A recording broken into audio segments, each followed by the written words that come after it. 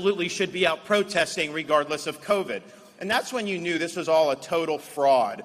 They were using political ideology, and they were trying to control your behavior. They wanted to lock the kids out of school, not because it was too dangerous to have the kids in school, because they didn't want to have kids in school. And so we showed, and we really blew up that entire narrative in the state of Florida by standing against it. Obviously, when you saw the rioting going on in Minneapolis, I didn't just sit there and do nothing. I called out our National Guard. We were not going to let Florida cities burn down, and that did not happen here, and it will never happen here.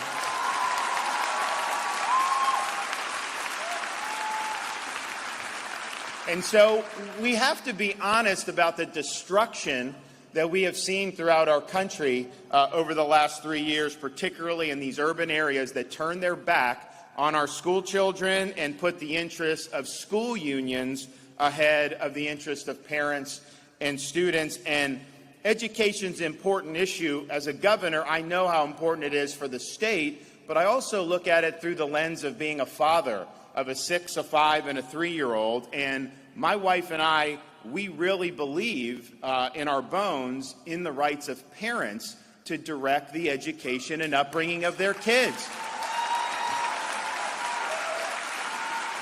We were one of the first states in the country to sign into law a parental bill of rights.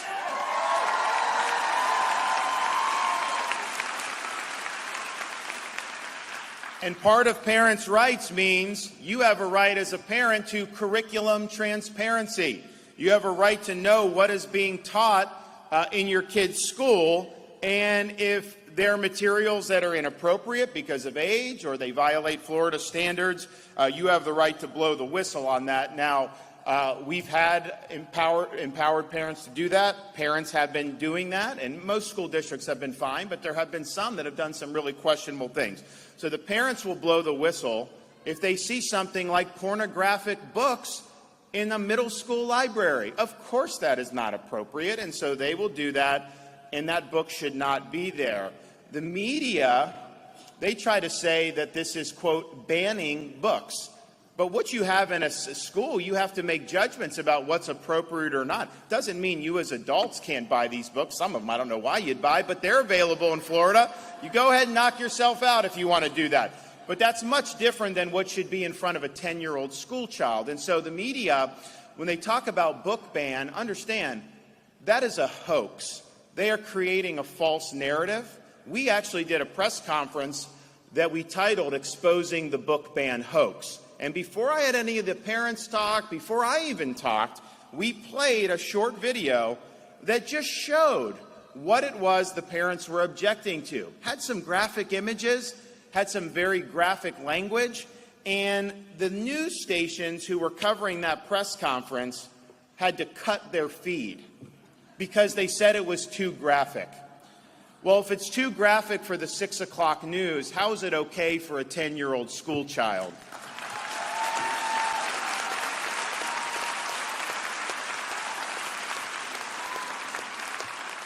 And the latest thing they're trying to do is down in Miami-Dade, you have legacy media outlets creating this poem hoax. And so what this is some book of poems. I never heard of it. I had nothing to do with any of this, but it was a book of poems that was in an elementary school library, and the school or the school district determined that was more appropriate to be in the middle school library. So they moved it from the elementary school library to the middle school library. Legacy media outlets are saying that Miami-Dade is banning books. Literally just moving it from one part of the school to the next is now considered a book ban. So you know when they're doing that, and even the school district had to come out and say that's ridiculous. You know, we made the decision. We think it's better to be in middle school. But when they're doing that, you know these legacy media outlets are lying to you. They are trying to create a political narrative that is totally divorced from the facts. And if they're going to do something like this ridiculous poem hoax and actually put that out there and think that you're going to believe it, honestly, that just shows you they're insulting your intelligence. In our country, a republic requires citizens to be engaged, and if you are a citizen who's accepting legacy media outlets uncritically, their narratives uncritically, without using your own independent judgment, you are failing at your duty of being a conscientious citizen. Do not buy what they're trying to feed you. But I think to myself, why would it even be an issue that we would even be talking about having something in front of an 11-year-old where you have very explicit pornographic images in school? That would have never happened when I was growing up or any of you were growing up. And so you have it, and then we want parents to be armed with the ability to make sure their kids in a safe environment, and yet you have narrative and you have the left trying to jam this in. Make no mistake, they don't want the parents involved in education. They don't want the parents involved in education because they view you as an impediment to their ideological agenda. They view you as an impediment to their ability to indoctrinate kids with their beliefs and their agendas. I'm sorry, I choose our beliefs as parents over the beliefs of the ideological left.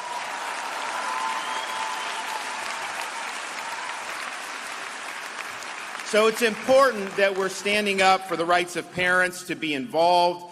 We got involved in this most recent election. You know, I was running, obviously, for re-election, but it's not just about me. This is a team effort. You can't do it alone. So we got involved in a lot of school board races across the state. We had 29 conservative school board candidates out of 34 races win election to school board throughout the state, and they're making a big difference. We also understand that our school system should be about educating kids, not indoctrinating kids. And that means we've gone on the offense against toxic ideologies like critical race theory. We have eliminated that in our K-12 schools. We're not teaching kids to hate our country or to hate each other with your tax dollars. And it's important we're very clear about that, but it's also important to say, okay, that's not what you want out of education, but what are you for? What do you want to see in education? And one of the things we've put an emphasis on is getting the Constitution and American civics back in our classroom as a focal point of education. We now actually offer a great course. It's a 50-hour course for teachers where they can take, and if they take it, they get a $3,000 bonus. And it's a course where we have people from places like Hillsdale College, all these experts talking about the foundations of our republic, talking about things like the history of the English Constitution, talking about the religious influences, talking about Enlightenment, all these important things that have become a lost art in modern American society. We need to teach these kids what it means to be an American. We need to teach them about our Constitution and our Bill of Rights. We need to teach them why people have been willing to fight and die to preserve our way of life. And so we are doing that in Florida.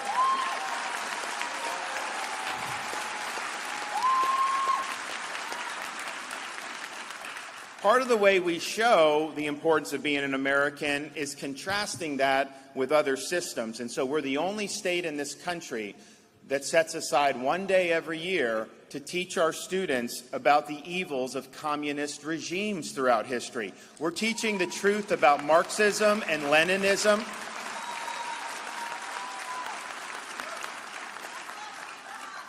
As a parent, one of the things I think is challenging, and I'm not saying it's ever been easy to be a parent, it's the most important job you can do, but I look back when I was growing up, and I didn't see as many negative influences or distractions as we have now with our kids. And so my wife and I really believe that parents in Florida and throughout the country should be able to send their kid to school, allow them to watch cartoons, just be kids, without having somebody shove an agenda down their throats. It is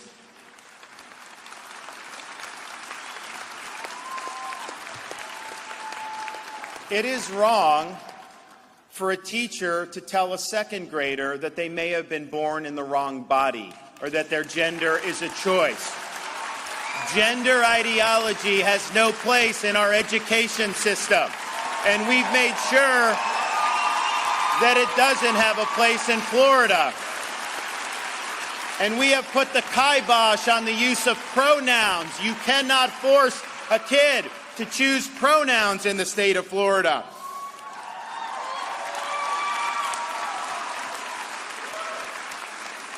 And we stand for that, and we stand for parents' rights in education, elimination of gender ideology, because it's the right thing to do. And if that means we have to stand up to a major company like Disney, well, here I stand. I'm not backing down. We run the state of Florida. They do not run the state of Florida. It is wrong to sexualize children. It's wrong to put it in your programming. And it's wrong to try to force that in our schools. And that we will never back down.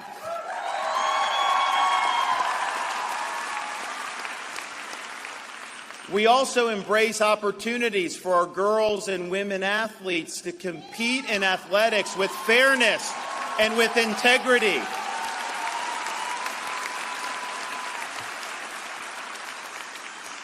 It is wrong to have somebody swim on the men's team for 3 years, then switch to the women's team, and they say you win the national women's championship? That is wrong. That's not only taking away opportunities from other women athletes, it's also asking us to be complicit in a fraud, because that is not true that you are the women's champion after swimming 3 years on the men's team. So we've got to be grounded in truth.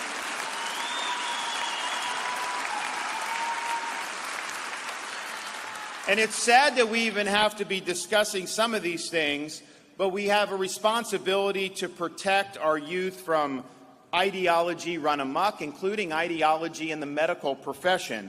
And so to that end, in the state of Florida, we have banned gender surgeries for minors in the state of Florida. That is mutilation, and it is wrong. And if you do it, you're losing your medical license and you're going to jail.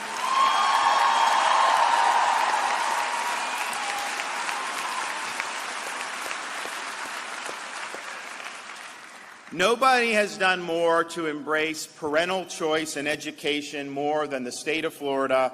And under my administration, we have more school choice than any place in human history, probably, certainly any place in the United States of America, because we understand how important it is that parents are directing the education of their kids. So we just signed universal education savings accounts for every parent in the state of Florida. The money will follow the student.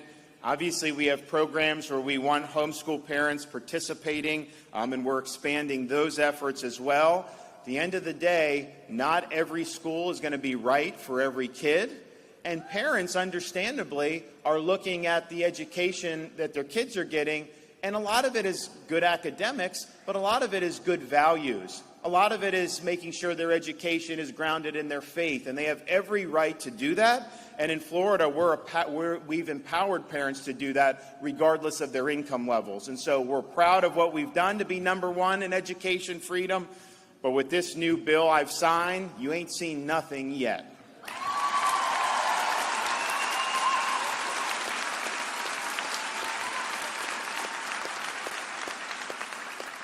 Now, we're also leaning in on having solid, dependable higher education. Because I think if you look around the country, a lot of parents look to see some of these universities and they wonder, if I send my kid to school after 18 years of raising them and putting in our values, is it just going to be undone in some indoctrination center in some very left-wing university? And unfortunately, too many universities in this country, the norm has been not to be pursuing truth or not to be giving students a foundation so they can think for themselves, but instead in trying to impose ideology, try to promote conformity of thinking, and even try to foment political activism. This higher education system in Florida is paid for by your tax dollars. They don't have a right to just do whatever they want. They need to be focused on the mission that the people of Florida want for our higher education system. And so we've made very clear that's exactly what we're going to do here in Florida. Now, I also point out, as proud as I am of having affordable colleges and universities, a 4-year brick and ivy education is not the only way you can be successful in this world, and indeed, it's not the best way for many people.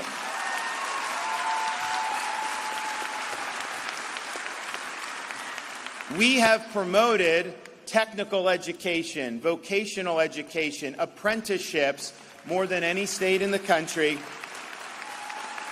You can get training in some of these really important fields that are in high demand, and you could be making very good money at a very young age. You do that 4 or 5 years, kids get training in electrical, they're working 4 or 5 years, they start their own company and become entrepreneurs. There's a lot of great things you can do, and a 4-year degree is not some magic ticket to success. In fact, the students that get really good vocational training in things like welding and electrical, truck driving, all these things, a lot of times they do much better financially than a student that gets a degree in like zombie studies and goes $100,000 in debt with 6 years, under their belt.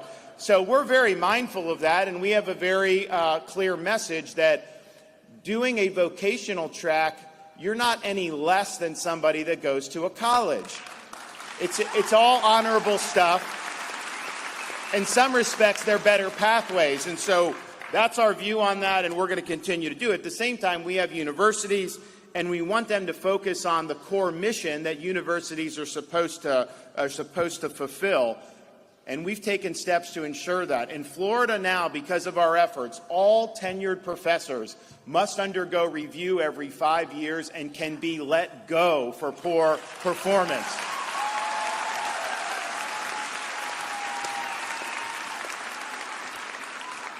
We've also used our appointment ability to ensure that the institutions in Florida are going in a direction that reflects the values of this state. We have a small liberal arts college in Sarasota called New College.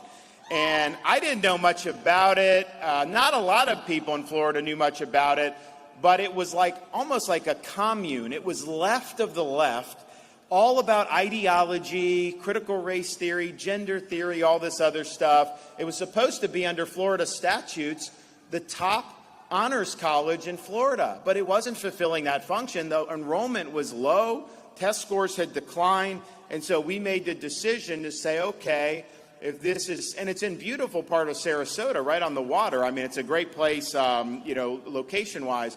So we made the decision, okay, I'm going to put people on the board there that are going to right the ship. So I appointed 7 conservative members to the Board of Trustees. They came in, they relieved the president of her duties, they put in a conservative president, they eliminated DEI and CRT at the university, and they reformulated the mission statement to say that New College would be the top publicly funded classical liberal arts college in America, similar to like Hillsdale College and some of these other places. So we're putting money into it. We're all in on this mission. But what you're finding is you've got professors around the country who want to come down and work at New College because they understand how oppressive intellectually the environment is in many of these universities. If you go any way outside of the political correctness or whatever the agenda is, it's like walking on eggshells. You can lose your job by just saying the wrong thing. So people are excited. You're going to see a lot of good news out of that. But at the end of the day, these are our institutions as Floridians, and we have every right to ensure that they're fulfilling missions that we think are in the best interests of the state. And that's why I just signed legislation recently eliminating DEI from all of our public universities. They say it's diversity, equity, and inclusion, but in reality, it's used as a veneer to impose ideological conformity on the university. We think DEI better stands for, the way it's practiced, discrimination, exclusion, and indoctrination, and that has no part in our public university system. And we're the first state to put the nix on it, and I guarantee you other states are going to follow suit. So what we're doing, I think, is taking education into our own hands as Floridians. And you're doing it as parents in the homeschool movement. We're doing it in Tallahassee as governor in our legislature to say education is just something we've got to get right. You cannot have a society in which the education just totally collapses into a lot of these side issues. And I'll tell you, just growing up in Florida, I always took for granted that we lived in a free country. I never thought that there would honestly be a threat to freedom here. But the last 4 or 5 years, if you've lived through that, what people were doing during COVID, what people have been doing with the bureaucracy and the weaponization of agencies like the FBI, who would have thought the FBI would ever go after parents going to school board meetings? And yet that is happening and has happened. And so it's really impressed upon me just how fragile freedom really is. Our founding fathers understood this. When they met in Philadelphia to frame the Constitution in 1787, they brought with them an intense study of the history of every republic that had ever been tried in the history of mankind, because they wanted to try to derive lessons from history and apply those lessons to the experiment that they were launching here in America. And their study showed them that there was really only one thing that all of these experiments, Republican forms of government, had in common throughout history, and it was this: every single one of them had failed. And so they believed, and they were right, that it really falls to the United States of America to determine, could people really govern themselves? Can we have a society based on the idea that our rights come from God, not from the government?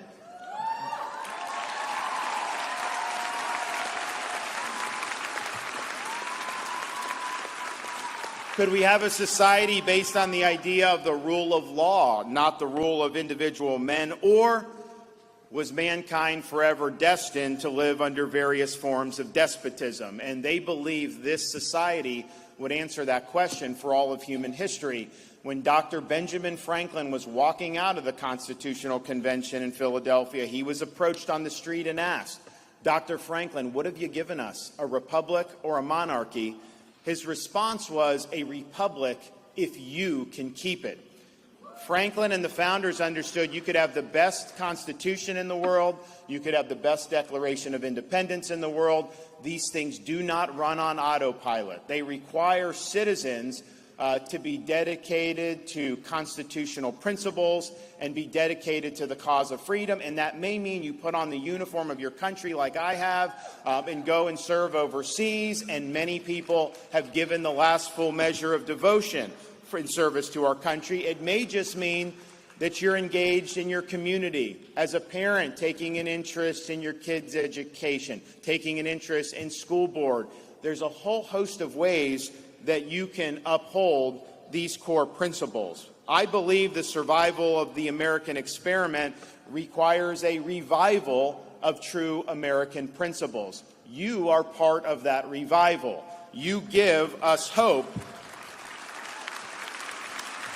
that our next generation will carry the torch of freedom. You cannot, if you look at the decline in the corruption of education throughout our country, you cannot look at that as any other thing other than posing a mortal threat to the viability of a free society. What you're doing is fighting back against that. What we're doing in Tallahassee, by empowering parents, by providing curriculum transparency, by fighting gender ideology and CRT and elevating civics, we are doing our part to ensure that freedom survives into the future. Florida is doing it right. Florida is taking on the key issues head on. So much easier to just sit there like a potted plant and not want to get involved in these issues because people fire at you when you take a stand. Heck, a lot of these Republicans are out there saying that we should cave to Disney and give them corporate welfare. Not on my watch, that's not happening.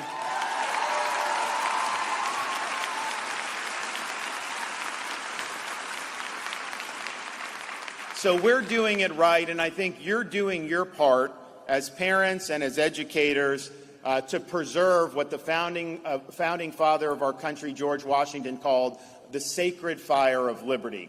This is a fire that burned in Independence Hall in 1776 when 56 men pledged their lives, their fortunes, and their sacred honor so that they could establish a new nation conceived in liberty.